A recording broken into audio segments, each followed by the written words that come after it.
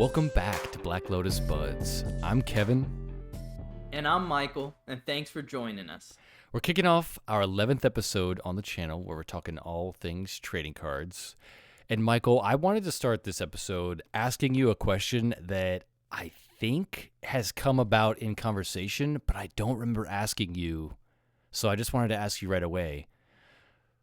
Of all of the packs you've opened, and throughout the years, keeping your cards so organized, what has been the most either valuable or collectible card that you have in your library of cards? And I know you have so many from various like platforms, from Magic to Sorcery to One Piece, Dragon Ball Z, of course, Pokemon.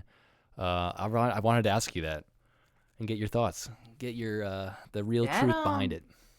So that's a good question, and I'm not even sure, to be honest. So I have a card in mind, and I'm trying to think.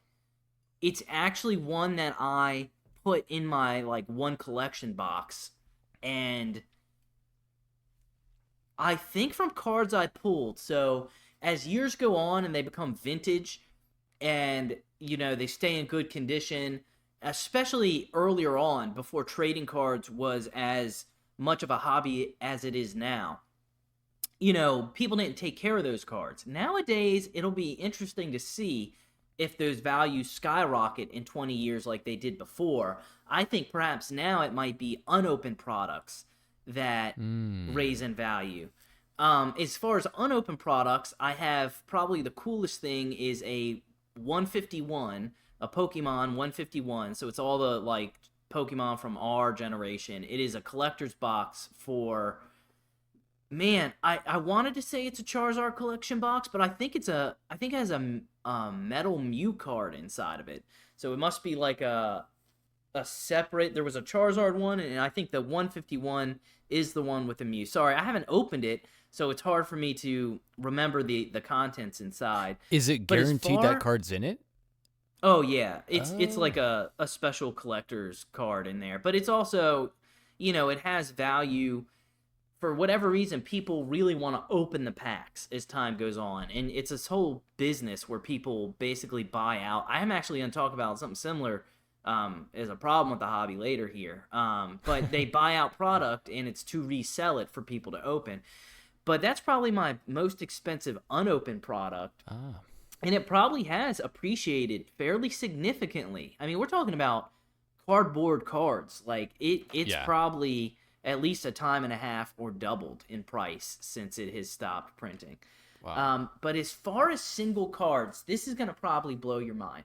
So I've pulled a few cards that were in the hundreds, or several hundreds, and that's not even that rare. I mean, that for Pokemon could happen every set. And Jeez. I sold a Charizard a while back because it was damaged, and it was the 151 Charizard actually, and I just didn't like the design as much, and for whatever reason, I kind of question the decision now, but I was like, I'm just going to sell it while it's hot, and if I want one later, I'll buy one damaged, was my, I think, philosophy. And that was a couple $100, but the single most high dollar item, and this is a bit speculative, but I would say it is a Sorcery promotional card. And that's crazy, but it was from going to Indianapolis for a convention, and it was the first ever Sorcery event.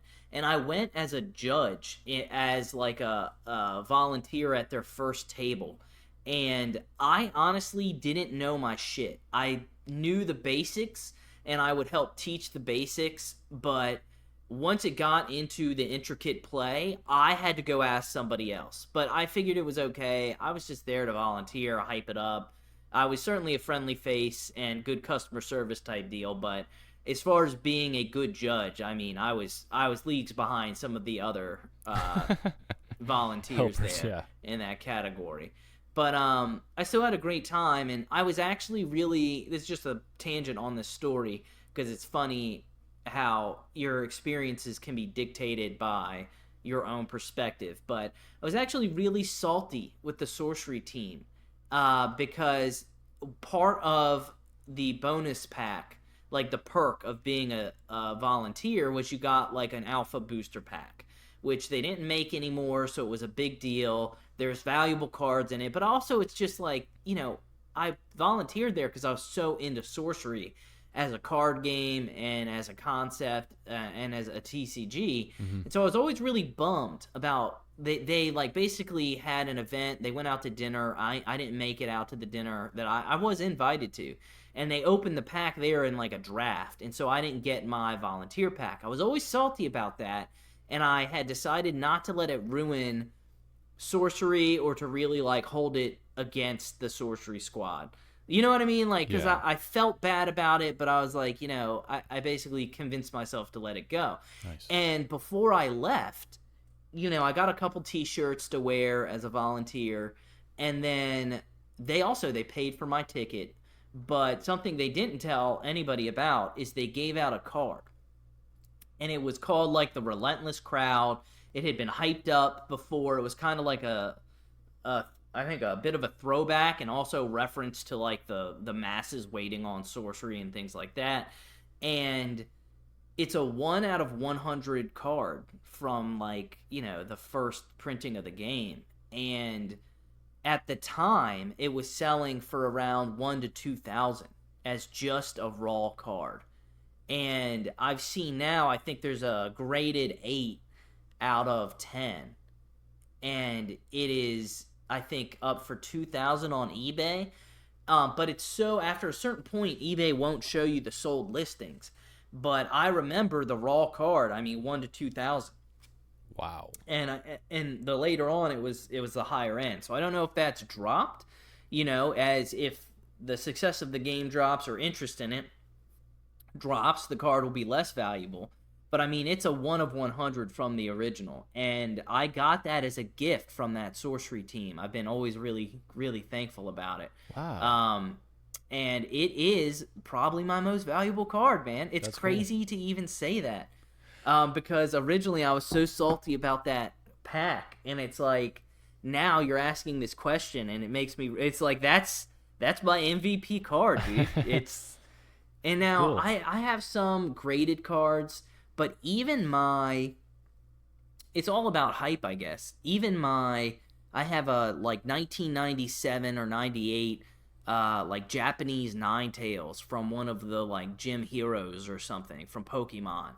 And that's nearly as vintage as it gets. And Yeah. it's not first edition, but it's still a gem mint from, Goodness. almost 30 years ago. Yeah. Oh my And gosh. it's only worth, I think, like $250. It might be worth more now. I'd have to relook into it, but even still, man, I think that card, although it probably will see either pretty volatile price changes, for the high or low, that's got to be my best card, and it was just a gift from the sorcery team. Very cool. I like the story behind Yeah. it too. It's not like you just ripped it open in a pack. This actually has a little bit more depth and meaning behind it. That's cool. Yeah, I was always, I may complain a little about not getting my little booster pack, but the thing is, it's also the other side of that is I was a terrible judge. Like, I was strong in the beginning. People were asking the basics. I'm like, this is the basic. This is how you do it. I have a friendly face, and they're like into it. But then they would be like, yeah, this card flies, and this one says, this keyword, which goes first? And I'm like, oh, man. Jim, Come like, over here. yeah, someone help me. Wow. So it was super nice of them to, be so welcoming. I know you're a volunteer, but if you're committed to doing something, you should apply yourself. But it was rough for me to even take that vacation, man. I remember I slept in the airport, Dang. overnight on the way there and the way back. I would never do that again. It sounded way better in theory. But it wouldn't have been. I'm one of those rough it kind of people. Yeah. But they happened to be doing construction, and I basically couldn't sleep for the start of my vacation, and it was rough. Oh, no. I would never do it again because Okay. I was like, I was anticipating there was supposed to be these pods you could rent. I could never find the pod, so I just found a little comfortable bench and literally, as I like lay down and I like put my backpack as like my pillow, all of a sudden I heard like, I'm like, what are we working on cars? And it was literally like that for the entire night, man. Oh no. Was that like at the airport?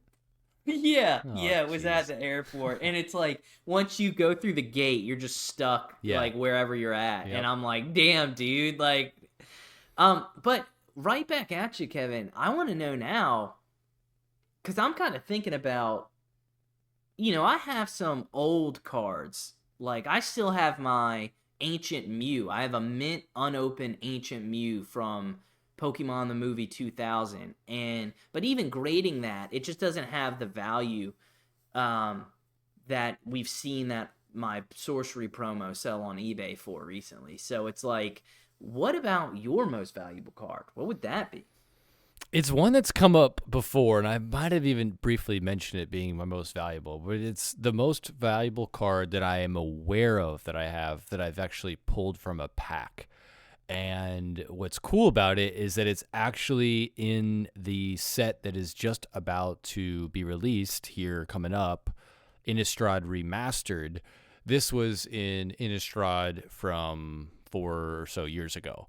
So the card name is the Meat Hook Massacre, and it's an enchantment, which is such a strong enchantment, it got banned because of how powerful it is, and that at the time, I think like doubled the value of the card. So it went from somewhere in the neighborhood of $40 raw ungraded to $80, and then has kind of trickled its way back into that $40 range. So nothing wild, but that was the very first set that I got into Magic with, as in actually pulling packs, pulling cards, ripping packs. And I've got this like very deep-seated emotional attachment to Meat Hook Massacre, because my buddy, when he saw me pull it out, he knew the set by the point that he helped me with this box and we were ripping it together. So when he got really excited about it, it had me thinking, oh shoot, like I actually might have something here. He's like, that's the card you want. That is the card you want. And it wasn't maybe it's like foil, but it's not alternate order or anything where it would be absurdly expensive. It just is a really great card to be able to use in a swamp deck, so in a black deck in Magic. So I love it, and I've always kept it in my mono black deck, and have pretty much just stacked that deck with as much menacing enchantments and sorceries and other creatures as I possibly can. So it's one of my favorite decks, and that is a card that I know for a very long time is probably going to be like the showcase of that deck, and a staple of that strategy that I have with that deck, where it's just doing nothing but punishing the opponent and getting them to lose life until I win. So yeah. Speaking about showcase cards, there's in this newest, once again, Innistrad Remastered is the newest set that's releasing with Magic, and the showcase card is Edgar Markov. And we had touched on this when we were talking about the new sets releasing into 2025, and I learned a little bit more about these showcase cards, which I was really excited to talk to you about, Michael. So these showcase cards are something that it seems like the Wizards of the Coast are like promoting with each set that's coming out. It seems like there's going to be one particular card that is the face of the entire set, and this card you want. And what they've done with it is two things. One, the alternate art on it is crazy. So I'm going to actually ask that you right now search Edgar Markov showcase to pull this up. It isn't. I looked at it. It doesn't even look like a normal Magic card. It's just everything is all over the place. And then on top of that, I learned the serialized ones are in fact like one of ones. They're those the that the I'm stumbling upon my words right now. This printed card style is only available in the showcase one of X serialized cards. So you're not going to be able to just get this card in a random pack. It's going to have to come from one of those collector booster packs. And if you get a serialized one, wonderful, because that's really what you're now on the hunt for. So they've really made a focal point for the collectors to get one of these cards, on top of it being so playable. And this is one that people know of, believe it or not. Edgar Markov is one of these reprints that's been popular. It's a really, really strong card when you're talking about vampires. He's a vampire that's pretty much leading the pack of other vampires. And he really would be like the card to really fuck up the other opponent late game if he were to just show up out of nowhere. You could use him as a commander because he's legendary. This is a very common card for legendary. For commander style play. It's 6 mana, so it's kind of on the expensive side. 4 or 5 mana is a little bit more reasonable, but nothing wrong with a 6 mana card. It's just that you're going to pretty much need to wait until maybe turn 4 or 5 or 6 before you're playing it. If you have, the ability to get some tokens out there or any other way to pull out a 6 mana card. But I love him. I think he's really cool. I love vampires again because I got into this game with Innistrad. So I'm really excited about how they're promoting this. This whole time, I've been trying to find this card. So I could find the regular one, and it looks fancy. It's like all gold, but I now see what you're talking about. Like the card, it's like a full piece of art instead of there being a border and square recognizable Magic the Gathering format. It says Edgar Markov in like this bold, poster like lettering. Yeah. Yep. Like a movie poster. Yes. That's a good way to describe it. Yep. And in the bottom left, above where it would have the mythic, it has, the serialized number out of 500. Yes. Okay. Yeah. So, and anybody who's really into Magic, anybody who's really into cards, they're going to know how to read this, now including myself, but still somewhat being a novice. You look at this card and you're like, what in the world am I looking at? It's all over the place. But that's what kind of makes it cool. You know what you're looking for if you're experienced. It does have everything on there that you need to know. But yeah, no one that gets this is going to put it in their deck. I mean, I can imagine somebody actually buying this and putting it in the deck, but yeah, I imagine people that pull this are going to be collectors. You say that, but I'm the guy who's like, get it. I know which deck I want this in, and just jam it into his sleeve. This is perfect because earlier you went into this next topic, but I wanted to ask you a question because we were talking about the PSA cards and everything and the valuable cards, right? And I wrote this down while we were setting up for the podcast. I want to know if you had like a really sick deck and you're like been working on it and they changed the format or for whatever reason you needed a new set of cards and you just happen to have like a really rare card in PSA 10 in a slab. I want to know, would you crack that thing to put it in your deck? Is the battler that strong? Is the itch that strong? No, I don't think I would. I think from personal experience, I haven't even had a graded card, and I'm really, really eager to get my hands on some, soon. I think that's just the wrong move. I wouldn't want to just break that open. And I also think don't they like recommend that they don't want you to open up anything that's been graded because like technically there's really no way of them tracking that now if they grade it again, it's not a different card. Yeah, there's a policy against you're not supposed to break open. Like you would probably be banned from grading if they could prove it. If you got like a bunch of 9s and you broke it open and resubmitted them, or like there's this thing called cleaning cards where people will I've seen weird apply videos. chemicals and things and like rehumidify the card and press them so that the edges lay and then dehydrate them, and it's like there's all these like strats, and all of that is frowned upon and forbidden. But you know, I can imagine if you're like in a tournament and for some reason you needed a card as a replacement for some crazy reason that you might break a slab. I would say, you know, I don't know why I'm like this, but for some reason I love the threshold of PSA 10 as like it's, you know, there's a Beckett grades harder, there's a harder scale. But I like the idea of it being perfect enough. Yep. You know, because the cards, they don't even come out to that. Your grade of a perfect gem is higher than the cards come out of the pack a lot of the times.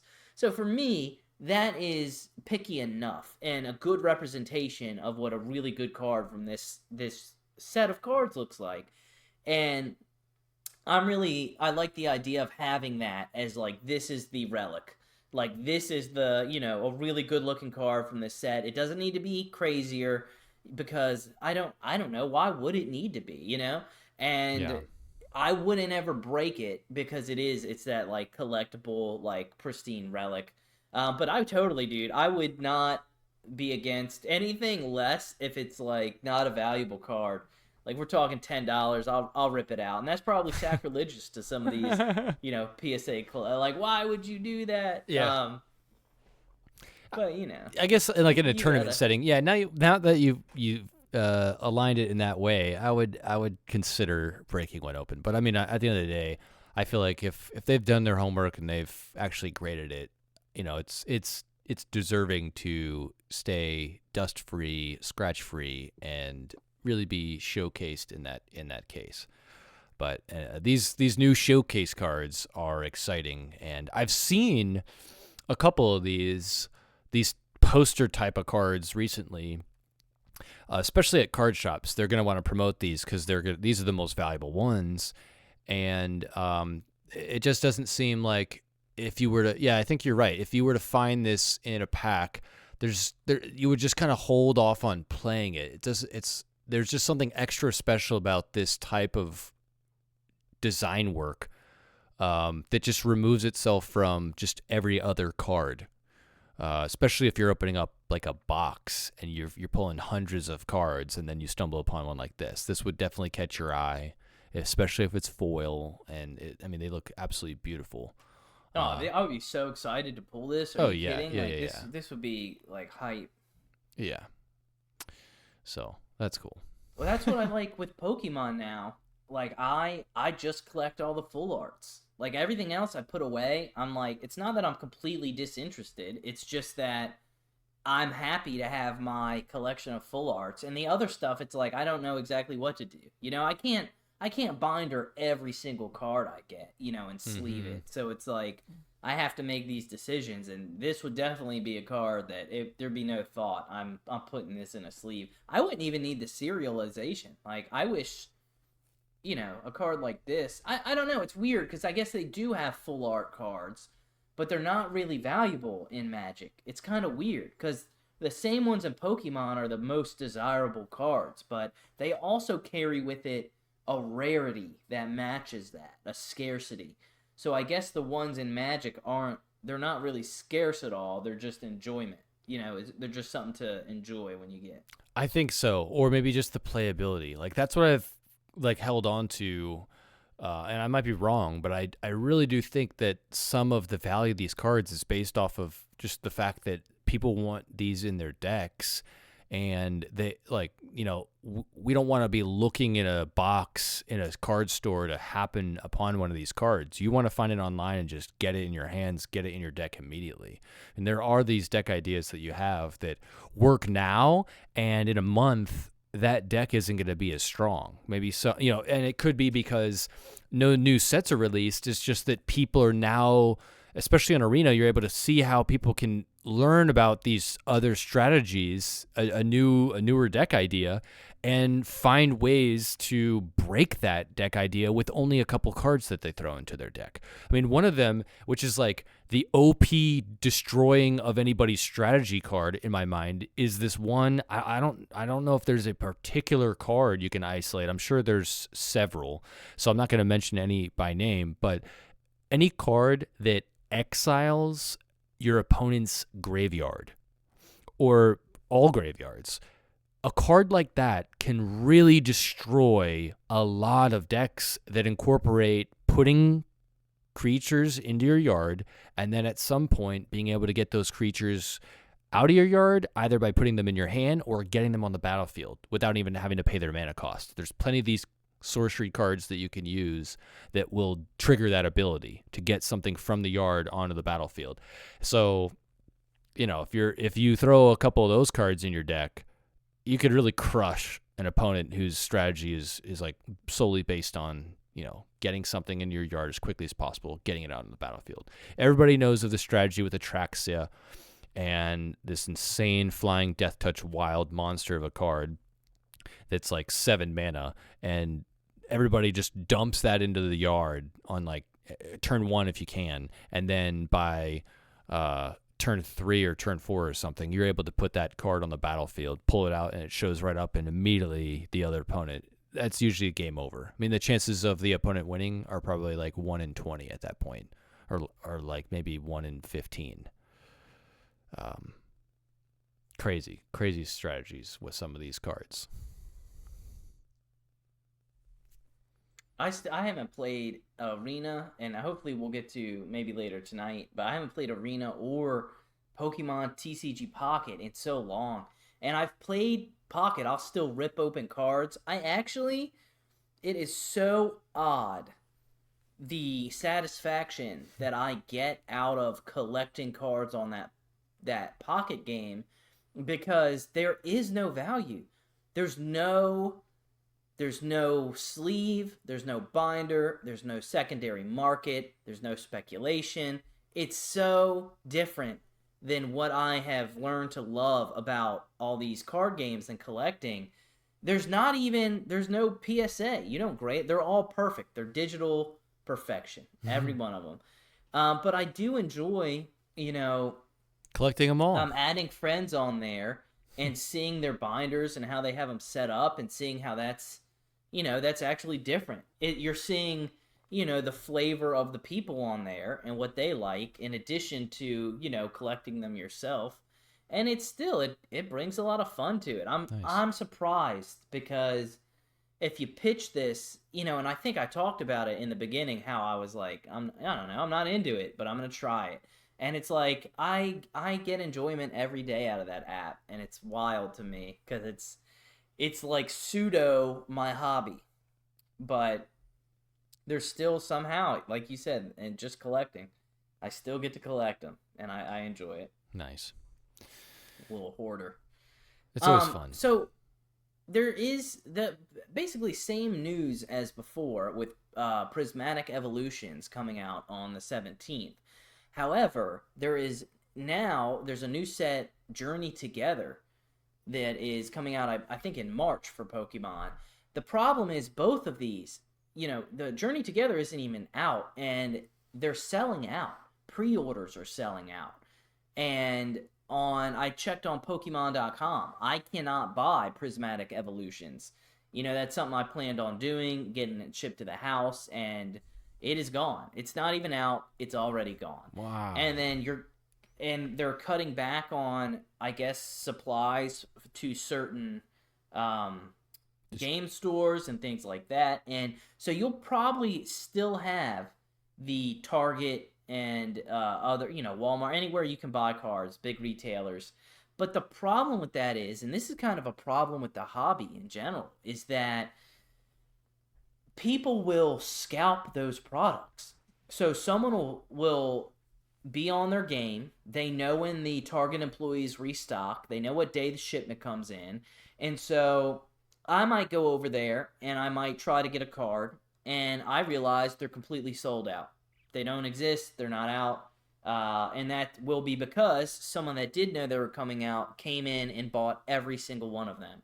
And they go and they put them in a warehouse or they put them in storage and they hold them for 20 years in the speculation that they'll resell, or they wait till they're sold out and now they put them on eBay for double the price. And so they're just manipulate, they have the supply and people are demanding the product.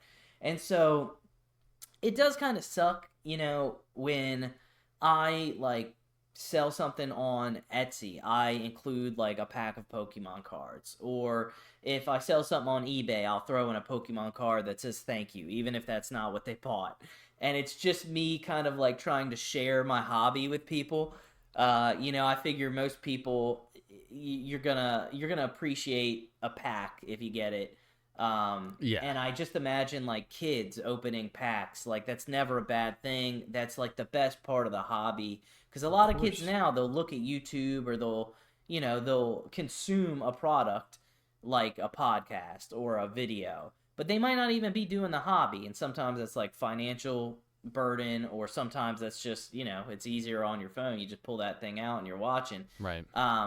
But I find it to be kind of a terrible characteristic of the hobby that your kid might go to get the new Pokemon set and can't get it because someone is speculating the market and buying them out. And it's good for demand, obviously. It's good for value of collectors. So it's got its place, but it's just like, it is annoying where I'm like, I just want to try this new product and I might not be able to get it.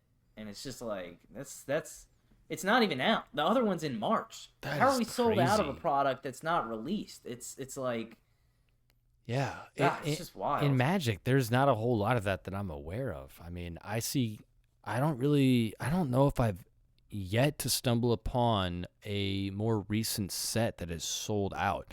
And I think it could partly just be that the hype with Pokemon has pretty much been consistent since it really started to explode as a staple of, everybody's childhood and the excitement behind just ripping open packs. I would have thought that would have transferred into Magic just as much, but I don't know if Magic is producing more cards. Is it that they just don't have as much or as large of an audience as Pokemon, or what? But maybe it's just also, to your point, like if these scalpers, they're in the market to scalp cards, maybe they can trust that they're going to get some return on Pokemon cards. They might not be able to trust they're going to get the same amount of return on Magic. Because again, like I have not seen where Magic decks or packs rather and sets and stuff are just selling out like crazy. But I think a lot of the problem is the resale value of the sealed product and people flipping it. So like Magic might not have the same distribution issues. Like maybe they print more in the beginning and it if you're not, you can't buy a product and sell it at double the price if I can just go to Target and get it. Right.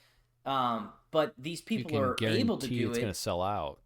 Then you get an opportunity. Like it's in March and I'm like, well, I'm either going to not get that, or I don't want to buy these elite trainer boxes. There's nothing wrong with them. I actually like them as a product, but I want to try to buy boxes because that's what I've set myself up to do, is to do little videos of a half box. So it's like anything else, I'm spending a lot more money on these packs, and it's like, while I would enjoy them, what I really enjoy is opening the packs. So it's like right. Comes at a cost. It's in two ways. Yeah, it just sucks to see like the prices are going up as it is on these products. It's kind of crazy that we live in this world of like, I'm over in the U.S. here. I don't know. I guess our listeners could be worldwide, but we have like crazy inflation where our products over the last 4 or 5 years have been going up by high percentages in price, while the value of our currency is slowly losing value. And it's like people are saying they're feeling the effects of this, and then meanwhile though, we've got this crazy competition for cardboard trading cards. It's just like how Wow. is this a thing? Yeah, how are they Right? happening at the Like, same time? yeah, like how is the demand for this just insane? But it is. That's just the facts. Hmm. But hopefully I'll be able to get some product. I guess if not, maybe it's time for me to start maybe taking Pokemon out as in every other, you know, product and making it just putting it in a even rotation. Yeah, get some more But magic in your life, Can't hurt. And perusing through this newest set, Innistrad Remastered, that's coming out later in January. There were a couple cards while I was looking through the card list that caught my eye, and I wanted to add them into my segment tonight. So I think it's time for this one or that one. Which one will it be? So again, we're taking two magic cards and seeing which are better in competitive setting. And tonight, Michael, I hope you're sitting down because it's going to be a difficult one. I picked the craziest cards I could find for mana value, and I found two that I'm going to pit up against each other. So, and now that I've done this, let me ask you. Let me take a step back. Do you look these up? Do you want me to have you look them up, or do you want me to just describe them and then after the fact look at them? But I think many times you've looked at the artwork. I just don't want you to catch the price and factor that into your decision. Oh, either way, either way. Cool. Well, do with it what you will. Then I'm gonna do as I've done. We're gonna start tonight with this card. Tonight is gonna be Gristlebrand. And what Gristlebrand is 4 mana, 4 skulls, swamps. I think I've always been calling them skulls, so it's actually a swamp. But anyway, 4 colorless, 4 black mana. It's a legendary demon creature, Gristlebrand. Very menacing looking creature, but what this one does is he's got the ability of flying. He's got the ability of lifelink. And the other ability on the card is pay 7 life, draw 7 cards. Okay? 7/7 creature with flying and lifelink. Okay. Okay? That's this tonight. And then that is going to be a whole new experience. So I'm glad you're sitting down. This one is called Emrakul, Emrakul, The Promised End. And this guy is a legendary Eldrazi creature. For any listeners who've been following Magic through the years, Eldrazi's are big, big creatures. There's probably just nothing but Eldrazi decks out there. But in any event, this one is, I'll read the ability here. This spell costs 1 colorless less to cast for each card type among cards in your graveyard. When you cast this spell, I'm going to read this slowly. You gain control of target opponent during that player's next turn. Sorry, that's really small font. After that turn, that player takes an extra turn. And this 13/13 creature, it has flying, trample, and protection from instants. So we've got a 13 mana, 13/13 creature for 13 colorless mana.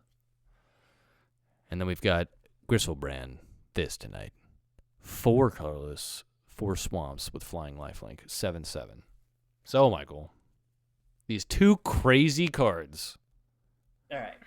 So I managed to look these up I didn't see any prices. I've got one image is kind of shabby, but Gristlebrand is like a half, like, top torso, looks of a man, but the head of a demon.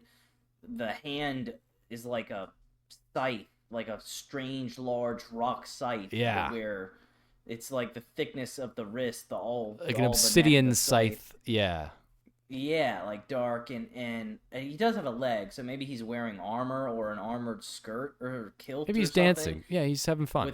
with wings. No, this dude, you don't want to see this thing coming. He's in like a gray land of abyss. There's like fog and cloud and rocks. Like I feel like he's just in purgatory. And then this Emrakul, the promised end, it's very blurry on this image. I was trying to make sure I didn't snipe a price, but it's like looks like a giant squid-like thing. I see like tentacles coming out. It's almost like got a mushroom top. There's an opening, although this image is too blurry. I can't tell if there's something inside of it, like if it's a person or if that's just like a stalk inside. I can't really make it out, but Yeah, even on the non-blurry type, it's a little hard to make it out. It just looks like it's there to weird. it's trying to consume and constrict.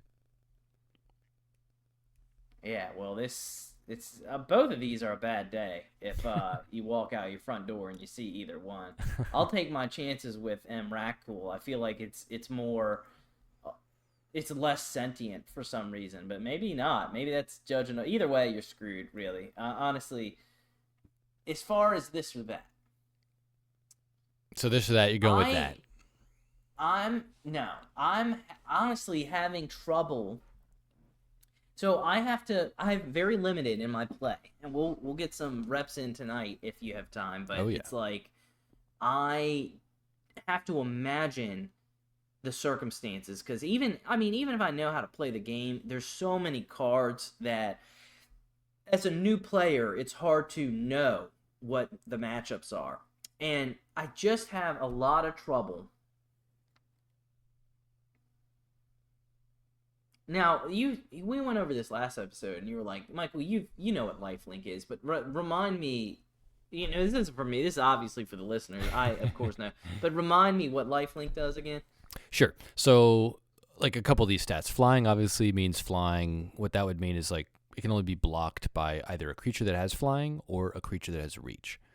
Trample would mean any excess damage. If it's being blocked by a creature, whatever excess damage there is, that excess damage is going to the player directly. Lifelink is if that creature is dealing damage to anything, you will now be gaining that much life. Even if that 7/7 creature is being blocked by a 1/1 creature, you will gain 7 life because it is dealing 7 damage to the creature that only has 1 toughness. And yes, that excess damage isn't going to help you in any way, but it pretty much will because you will be getting that back in life. So I think this is like this. I feel like is an easy one, but it could be a trap. But these are my thoughts. So Emrakul, I mean, it does have this protection from instances, I guess. So like you can't just like I'm assuming you can't just sorcery this out of existence immediately. And it has this crazy like kind of you win vibe, right? You can take control of your opponent's stuff during their turn. It's like a lot could go well with that, but it's just this Gristlebrand is so strong and it's less mana. So I feel like I'm a very fast playstyle. I think of like action and destruction, and it's hard for me to imagine with the lifelink, especially like I'm healing now and I'm doing stuff. Um, and you could even I'm ignoring almost this pay 7 life, draw 7 cards. With lifelink, you can actually use that and then kind of heal yourself up. So this guy just seems so powerful, even though this legendary creature, I feel like I'm just reading through it. I just feel like it is a powerhouse of a card.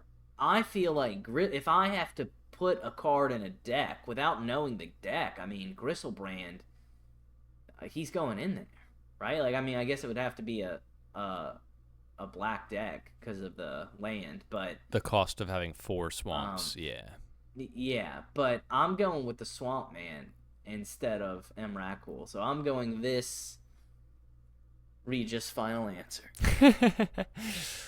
Well, you should have phoned in and got a lifeline.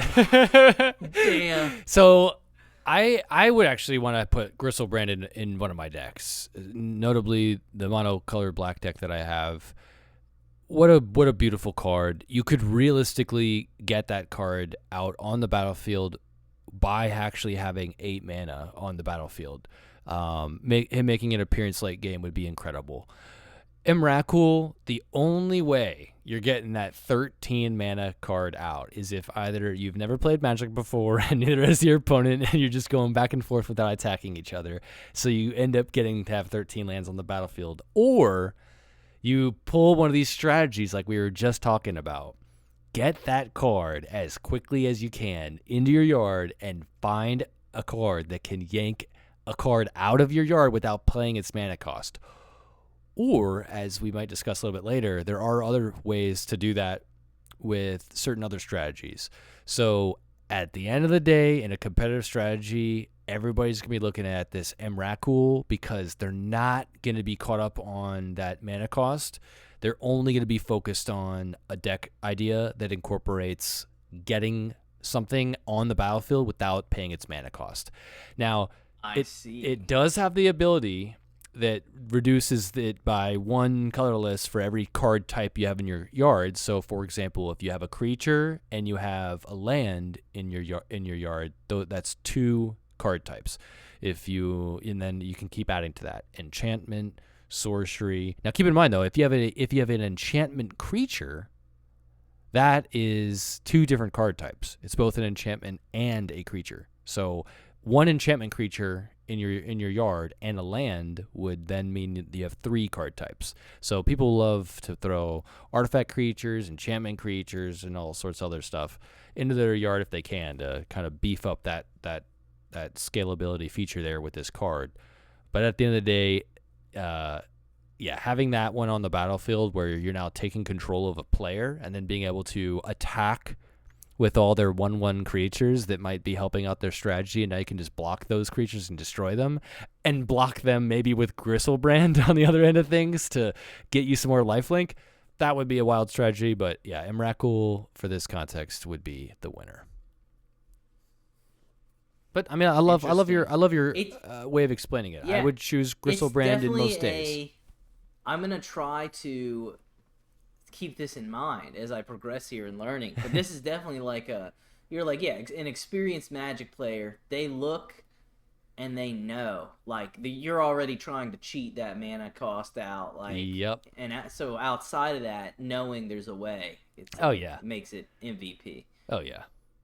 Interesting. Yeah. So on that now, I really do want to jump right into 2 cards that I had you pull up earlier.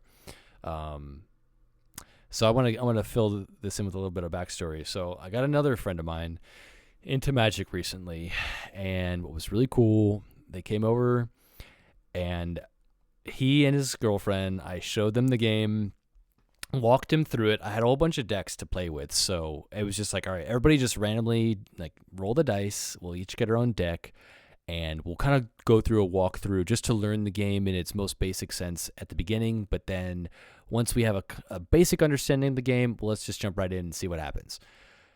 By that very next game where we were actually playing, it seemed like he and his girlfriend were picking this game up relatively quickly. So it was amazing to all of a sudden feel like there was this wild environment of 4 of us, because there was 4 of us playing that night.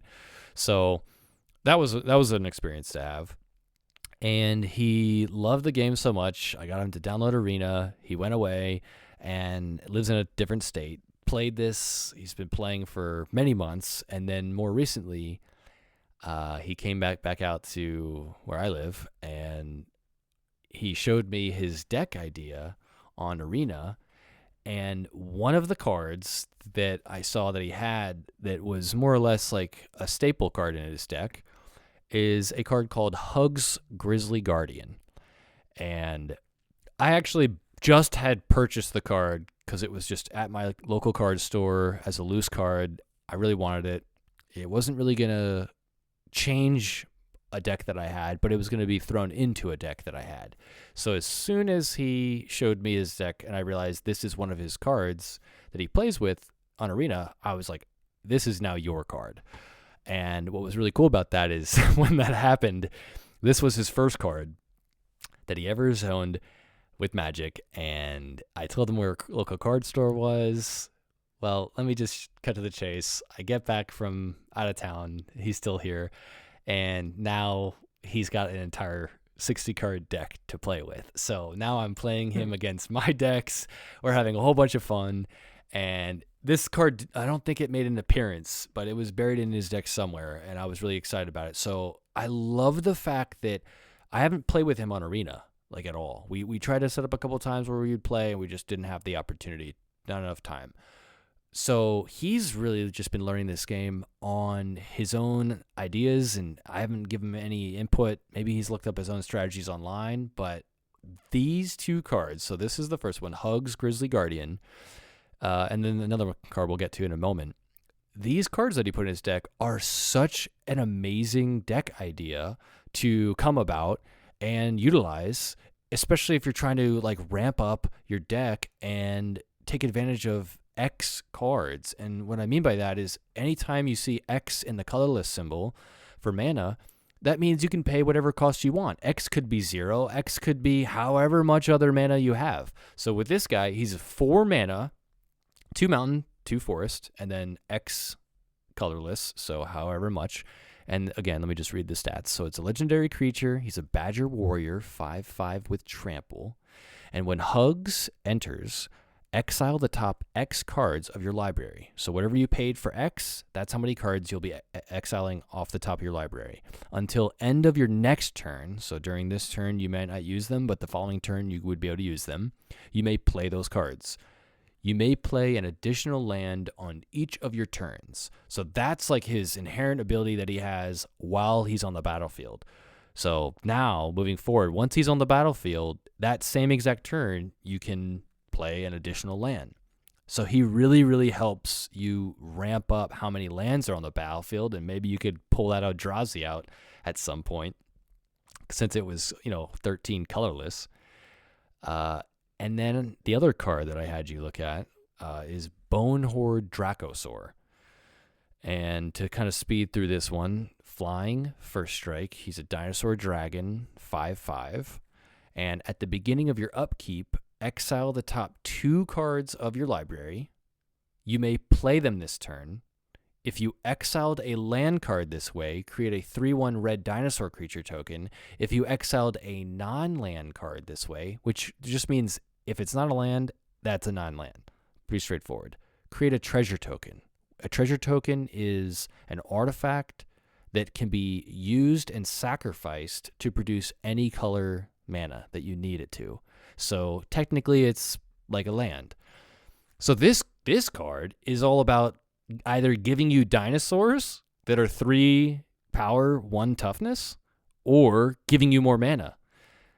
And paired with that other card, Hugs, they go so well hand in hand, where they're both giving you the ability to just get much more land on the battlefield, draw cards, and you don't even need to keep them in your hand if they're being exiled. They're just kind of getting put off to the side, and if you can use them this turn, play them before they disappear forever and you can't play them in the game.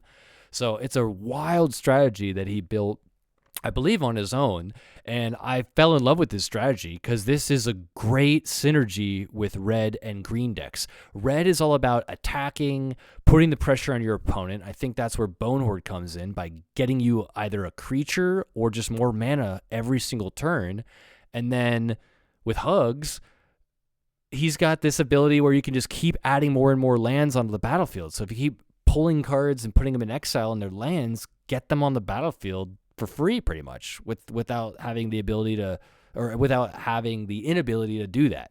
So I really want to just harp on this strategy of his, because I was like, this is such a wild experience with these 2 colors.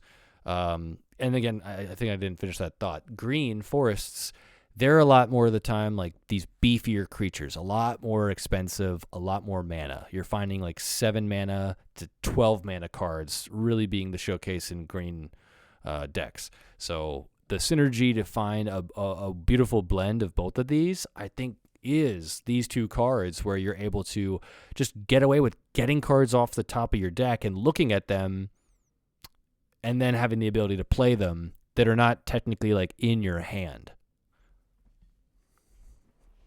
So interesting. I think the red deck, the aggressive style, is my favorite. There's plenty of strategies out there. Well, these are both mythic cards. I guess that's why they're so crazy. Now, what can you have as many? You can only have one mythic card in your deck, or is that just sorcery? No. You can have a deck only mythics, but what I would say is like a mythic card is to help your strategy, to be like the missing puzzle piece. It's not to be heavily your strat. You don't want to just have a whole bunch of mythics in your hand because they're not all going to synergize well with each other. These uncommon and rare cards are going to be the bulk of a strategy in most cases, and then these mythics are going to be sprinkled in that really showcase and complete your idea, your strategy. So you can have up to 4 of the exact same card in like a standard deck. So if you have 60 cards, you can have 4 of Hugs, 4 of Bone Horde. However, if it's a legendary card, you can only have 1 of them on the battlefield at any given time. So you could have one in your hand, and if he dies on the battlefield, you can just play the one from your hand. But if you have one on the battlefield, for example, Hugs, and you really just want to get some more cards off the top of your library and look at them, you could play another Hugs from your hand, but then once it hits the battlefield, pretty much before anything else happens, you're going to have to choose which of them you're going to have to sacrifice. And that would happen like immediately. It's interesting seeing these two as teammates. One is this giant fucking barbarian humanoid badger crushing a skull, and the other is this vampire dragon, I guess, is what we're doing. Yeah. And as I've mentioned more recently, too, with the newer sets coming out, there's going to be a whole bunch of dragons in 2025, so everybody should be sticking around and be excited for those. This is one of those, like, amazing dragons. Only 5 mana, which is relatively low for a dragon, and also relatively low for a dinosaur. That is a very overpowered creature. I mean, to get flying and flying and first strike on one card is amazing. So if anybody has a flying creature, they're probably not going to also have Bone Horde, who would be able to match this guy. So anything they have with flying, if it doesn't have first strike, what would then happen is during combat, pretty much when combat begins, before combat damage is dealt, if there's a creature with the first strike, the power of that creature, so this being 5, that power would be dealt to the creature blocking it before that blocking creature has the ability to deal any damage to this. So if that creature only has 5 or less life, 5 or less toughness, it's gone. It's dead. And that's the end of the combat there. When you do Magic the Gathering tournaments, do you have to use the same deck every match, or can you change it? So, most of the time, if you're just going to be playing one match, which is usually what more people nowadays play, there's no ability to change the deck. You play with the deck, that's it. Now you can pull back and tweak the deck before your next match. There is also the ability to play traditional. And what traditional is I think just how this game got started, is you're going to play best out of 3. And after the first match, and if there's a second match and it's then tied 1-1 and you go into a third match, after the first match and after the second match, you would have the ability to dig in your sideboard and kind of rotate some cards around. So you may have, I really don't know like how many amount, you might have like 8 cards or 12 cards, or I don't know what the number is, 15 maybe, that you can put in your sideboard. And this is probably just like a quick Google search. But in any event, those cards in your sideboard, you would then have as like a wide-ranging assortment of cards that could work with breaking somebody's strategy. So, for example, you may not have one of those cards that's like exile all cards from all yards in your deck, but you may have that in your sideboard just in case their strategy is solely focused on something like the yard. Then you'd be able to, after that first match, put a card like that into your deck. So to answer your question, yes, if you're playing traditional, you have that ability by using your sideboard. Otherwise, you're just going to play one match against somebody, and the next match is not going to be with that same person. It'll be with a whole new random person. Yeah, but you would be able to switch, like have a whole different, like you could do a blue deck against the one opponent and then have a green deck against the next one, right? Well, I guess it really depends on like what tournament you're playing, because most of the time, no, like you're going to be sticking with the deck that you're playing with for that tournament, and you're going to have a sideboard. And also, like if you're playing a quick draft tournament, something like where you're just ripping open packs, only playing with the cards that you're pulling out of the packs, then yeah, you're still going to have a sideboard, but you're not going to just tweak your entire deck. You're not going to have the ability to tweak like the entire deck. You'll pretty much just have. I was literally fantasizing like playing through a tournament with a really balanced deck, and then just switching it on to somebody, switching it to like the most unbalanced like BS, like just kill you in one turn deck. But, like, it only works 1 out of every 10 times if you draw the right cards. And it's just, like, I don't know why. I was thinking about the most aggressive red deck possible. And I was like, well, that probably wouldn't work for tournament play. Like, you need some balance for tournament play. You can't just have the riskiest deck. But that's why Leyline. So I think in our, like, very first podcast, and maybe in the second one, I was talking about Leyline. These Leyline cards that were introduced, that if you start the game with it in your opening hand, you're able to put it on the battlefield without paying its mana cost, and they're like 4 mana enchantments, these Leyline cards, and they range, there's like one in each color. There's a red one, and that's the one that's the crazy one. That is like anytime you target a creature of yours with something, you're able to pretty much duplicate whatever you just did and do it again, and you can choose new targets. So if you beef up your creature, giving it 3 power and 3 toughness, then that happens again. So now you can beef it up again with 3 more power and 3 more toughness. So you can quickly see how, like, on turn 1 and turn 2 are so pivotal with this ridiculous Leyline card, and that's how people are winning on turn 3. And I've done that too, and it's not that fun. I mean, it's what's called like a cheese deck, a cheese style way of playing, where you're just like in a couple turns you're just beating the other opponent, and it's fun to do that. I mean, don't get me wrong, you're playing this game to win, but it is more fun to have a little bit of a give and take, and go a little bit longer. No, you know, you don't want to just. It's definitely more fun to be balanced, but it's just like that RPG mentality of like, how can I break this? Right. Like, and how broken can I make this? It's just like, I can't help but wonder, you know? Yeah. It's like if you go to a baseball game and in the first inning, some team gets 11 runs, and now they're up 11-0. You know, it's going to make for a pretty boring rest of the game. In Magic, that's pretty much, the game's already over. Your opponent may just concede right away when you're just destroying that quickly on turn 3. You're already dealing like 18 damage. You really can't avoid that or stop that from destroying you. But I'm sure there's cards out there that, I guess, you know, you could always find a strategy to beat another strategy. But these are just really cool cards when you look at them together. Given the fact that with Bone Horde, if you've exiled a land card, create a 3/1, you could be creating 2 3/1s and have 2 lands in exile that, because of Hugs, you can play both of them during your turn. So you're not wasting any cards into exile, and you're creating creatures without playing any cards that are actual creatures.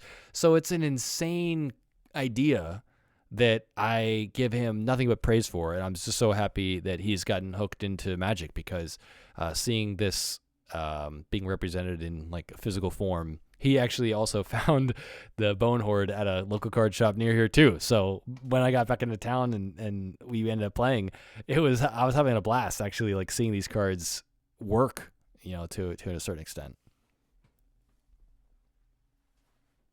Well, listen, I do want to get into some Magic Arena. And it is a lot later than it typically is, although I'm all well rested. But do you think it's a good time for our final segment here, Sedrum Satisfaction? Let's do it. So, last Sedrum Satisfaction, Kevin finally satisfied the Djinn to maximum levels of satisfaction, and he is still awaiting his prize. Which I'm gonna have him open on, like live on Conversation here on a podcast. But until then, I'm in kind of like a workshop for Sedrum Satisfaction. So I've just thrown together a bonus episode in the same spirit as before. But I won't really pick up with a regular segment until I want you to open that card, and then I'm still putting some thought into improvements to the segment. Okay. So for today, Kevin, I want to know where do you want to go? Where do you want to be? I want to be on a serene beach. I want to be swimming with the dolphins. I want to be hearing the waves crashing upon the white sands, the white warm sands. Okay. Well, you are sitting on a dock of the most beautiful beach you've ever seen. Dolphins chattering nearby, a few floating up to you and just staring, enjoying the view with you. You're in shallow enough waters, your toes are in the beautiful sands, and you're just enjoying the breeze and this sunset, which never seems to actually disappear, and it just allows you to enjoy the beauty of the sun indefinitely, and you're just enjoying this blissful paradise. And as you sit there, a little conch shell moseys its way, as if by magic, up the dock and to you, and you look down, and a little hermit crab pops up, and it informs you that your friend Michael has bought another PSA 10 card, and he's got a few questions for you, and you seem very happy. He slides you a drink from underneath. You don't even understand how. This is just a normal size conch shell, but you accept it. And we'll get into the game here. So I have another card. The first question is the same as always. What set is it from? Is it A, Pokemon, B, Magic the Gathering, C, Yu-Gi-Oh, or D, Dragon Ball Super? Pokemon, Magic, Yu-Gi-Oh, Dragon Ball. Gosh, I really want it to be Magic. I'm going with B, final. Magic the Gathering. Well, this card is from Yu-Gi-Oh! And okay, it is called the Red Eyes Flare Metal Dragon. And I've stuck with my theme. I finally found a Yu-Gi-Oh! Card that was a dragon. That's PSA 10, so I went ahead and jumped on it. This one's first edition, which I like the idea of. Is this... Wait, I'm sorry, I don't mean to cut you off. Is this similar to the one... It sounds so similar to the other Red Eyes Dragon. You know, it's funny.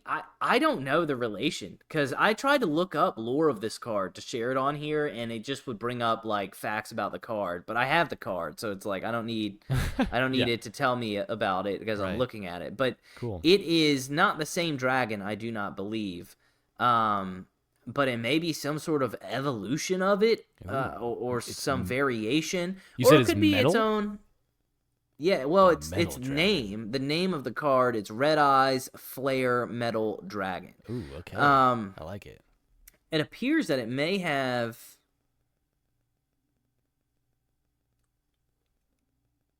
No, it's I thought it might have two heads. It's hard. It's very holographic. It's all shiny, but it has like two jet engine shoulder blades, wings, and a metal chest, and it's a pretty sick looking dragon. The more you look, got some Iron Man features to it. Yeah, it's all metal. Cool. Okay. I wonder what the flare in the name is. The flare metal. Like, is there a regular metal dragon that's not as flare? I don't know. But for your question here, this Red Eyes Flare Metal Dragon, it's level 7, so it has 7 stars on the card. And the question is, what is its attack and defense stat? Is it A, 4,000 and 4,000? Is it B, 2,800 and 2,400? Is it C, 2,400 and 2,800? Or is it D, 2,400 and 2,400?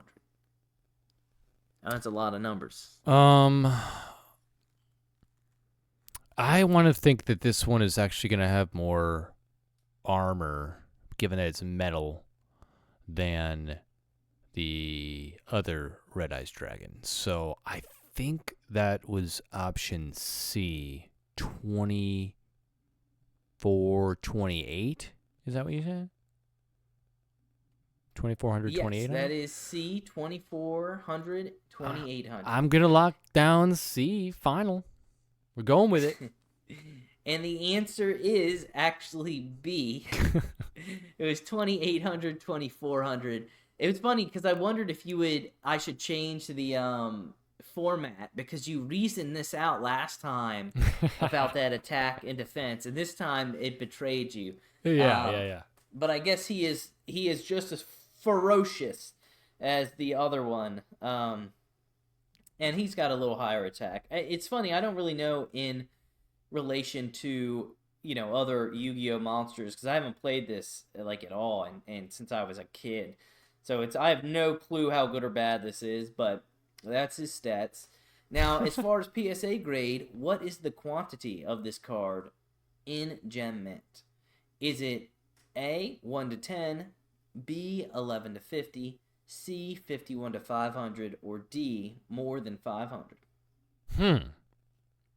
Are you moving around a lot right now?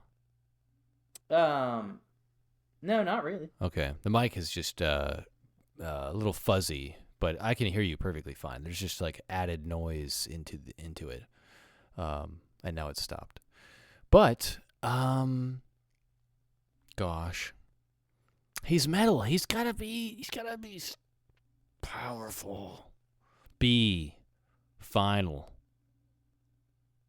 All right. Well, B is 11 to 50, and you got this one right. Yeah. So it is All right. 24. There are 24 of these puppies. Wow. It is first edition, but I always wonder with some of these sets I'm not familiar with if I could pick a perfect world for Magic the Gathering, for Pokemon, I would pretty much buy exclusively the packs you rip open and can add to any legitimate deck. Mm-hmm. I'm never sure if, this says Legendary Duelist Season 1. I don't really know exactly what that means. But there are only 24 of these. I was happy to have a Gem Mint Dragon. Gosh. Nonetheless. But good job on answering that right. Which brings us to our challenge question for the day. Okay. I'm going to read you the entire text of this card. And I'm going to add a blank like I normally do. This time I'm going to say blank instead of X, because there's some effects that have X in it on this. Okay. But here we go. It says in the top, I guess describing what type of card, it says Dragon /XYZ/effect.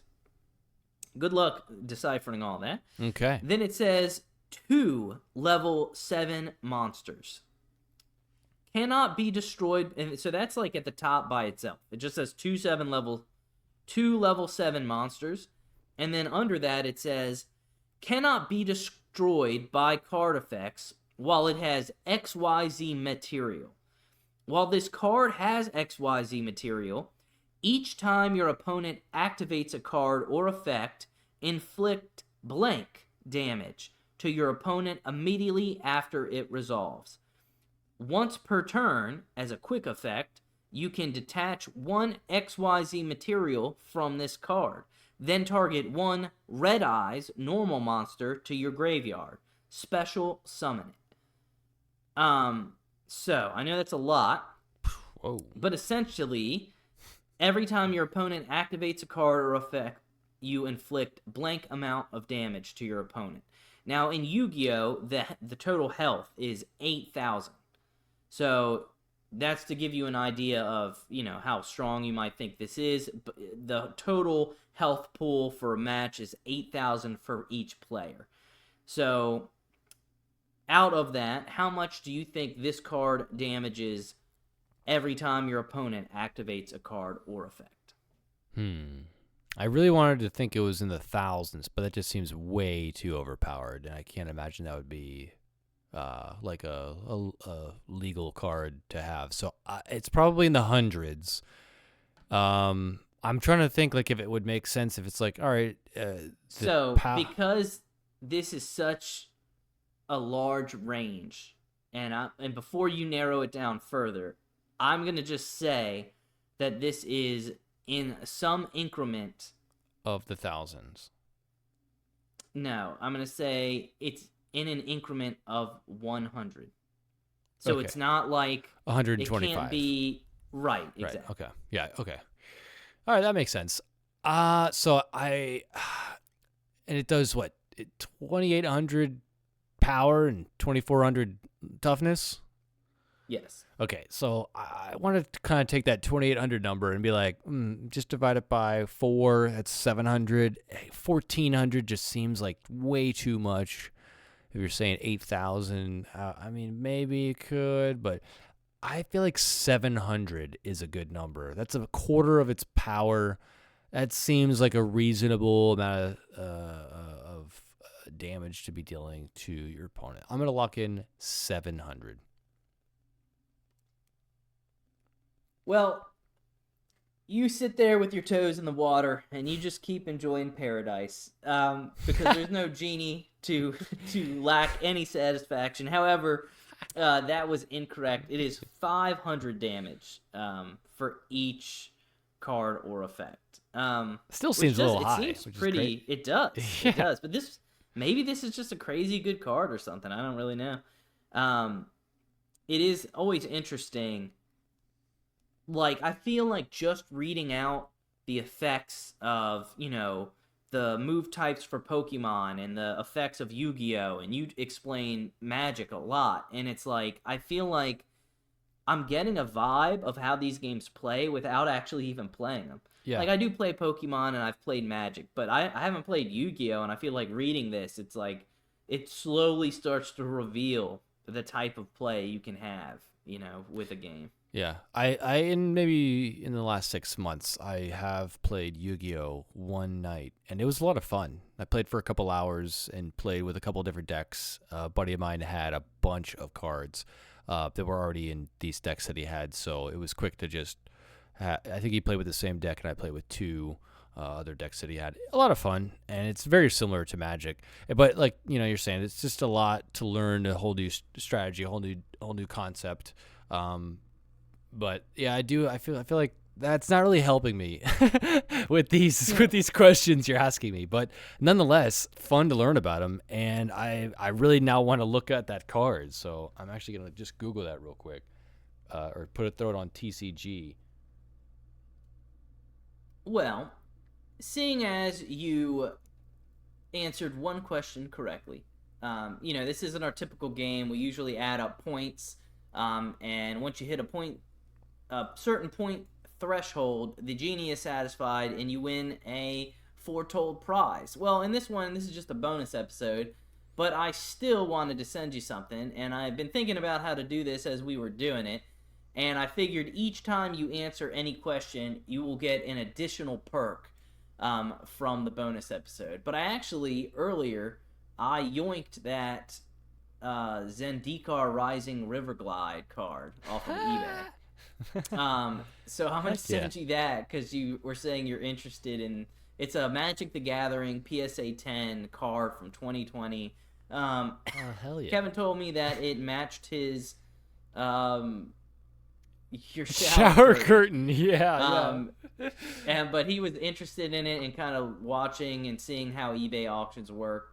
So I'll send you that as a default, and since you got one other question right, I will send you an additional prize. And hopefully by next episode, you will have received the special card from our Sejum Satisfaction segment. Wow. I'm really excited. It's interesting, man. I think I said this a long time ago, but it's like I'm just so particular. I mean, it's pretty much anal with how I collect and compartmentalize even my hobbies. And it's like I don't think I would love to have this card, but it's like I can appreciate it, and I feel like you're actually just gonna love to have it. So I'm interested to see your reaction. Oh my god, dude, I'm looking forward to it so much, and I can't wait, man. I really can't.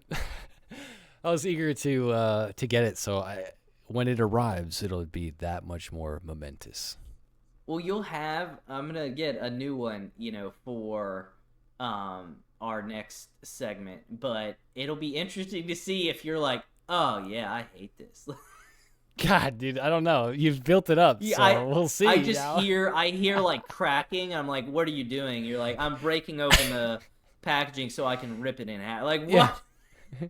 You're like, no, what, you gonna put it in a deck, Kevin? No, I'm putting it in the fireplace. Exactly. Like, it's already gone. Don't ever send me that again. That's too funny, man. Well, crazy, man. That's awesome. I'm thankful, very, very thankful for that. And again, I pulled up Red Eye's Flare Metal Dragon, and holy hell, man, what is going on with this guy?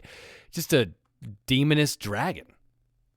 I mean, I don't know how else to describe it. It's just what I'm finding It's on so TCGs. crazy. They're calling it like ultra rare, super rare. I don't know which one. Gold rare. I mean, all of them look very, very similar, just with a slightly different background. But a badass dragon nonetheless. Yeah, I think what makes mine like the rarity is it's blue. Like blue, it's probably one of the least rare types. I think the ultra rares are like special holographic patterns. I feel all of that honestly in Pokemon and in Yu-Gi-Oh, like it should just be easier to understand the rarity of your card. Yu-Gi-Oh especially cuz they don't actually print it. On Pokemon, at least it's listed, kind of just like on Magic the Gathering. But on Yu-Gi-Oh, it's like you just have to know. Like you just have to know what it is. What and you're I guess looking if for, you're a yeah. Yu-Gi-Oh fan, you do. But me, I'm like, I don't know. Yeah, 7 Did I stars. get a good one? Is it bad? Yeah. Like, are people gonna scoff at me? Like, why'd you get a PSA grade of that? Like, it's like I don't know. This is what I Looks got. cool though. Is it? And The yours is dragon foil? itself is sweet. Yeah, it's holographic. heck It's yeah. honestly, it's hard to see. It's so damn shiny. Like I can see it better on just the internet, just pulling up a non-holo. But I mean, it is crazy, man. If I was like a kid into dragons and this was the card, I mean, this would be super hype, The best. Yeah, a metal dragon. You can't go wrong with that. right? You're gonna have me Maybe now you could- sifting through the Magic the Gathering database for some metal dragons.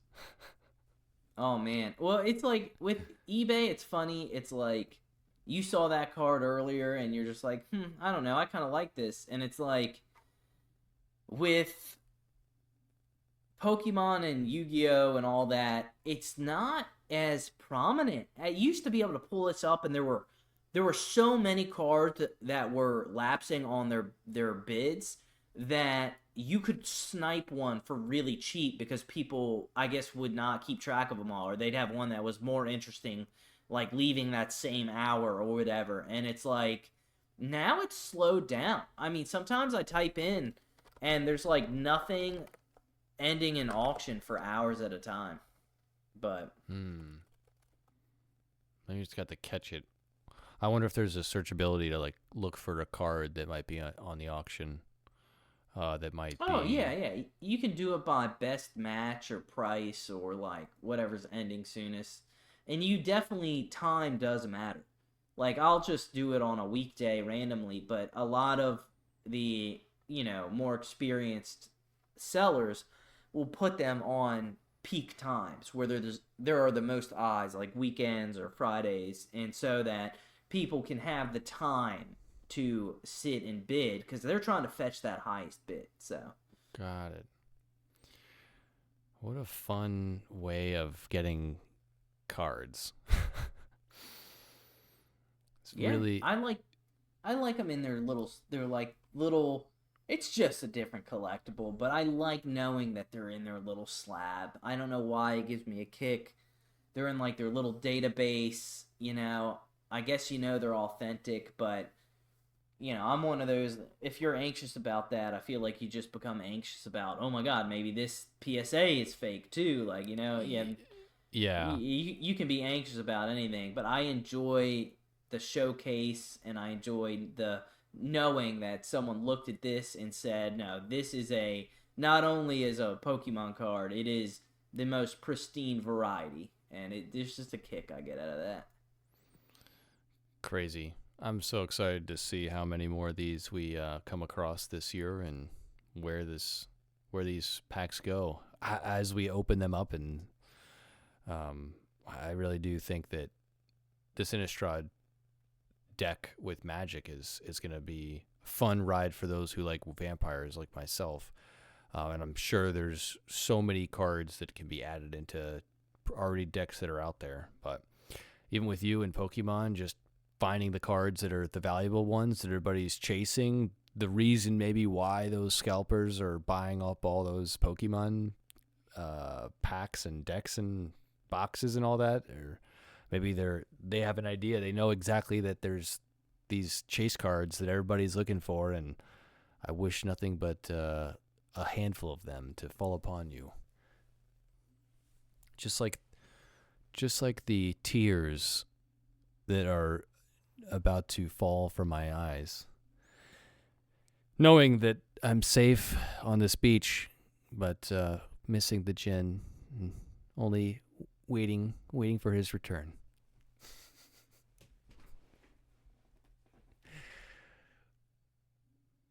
All right, Michael. Anything else? No, that's it for me, man. Alrighty. Well, hey, everybody, thanks for joining us. We will catch you all. You're loving that beach, man. I got my feet in the sand right now, man. I'm thinking about nothing but that and holding these cards. So, everybody, thanks again. We will catch you all next time.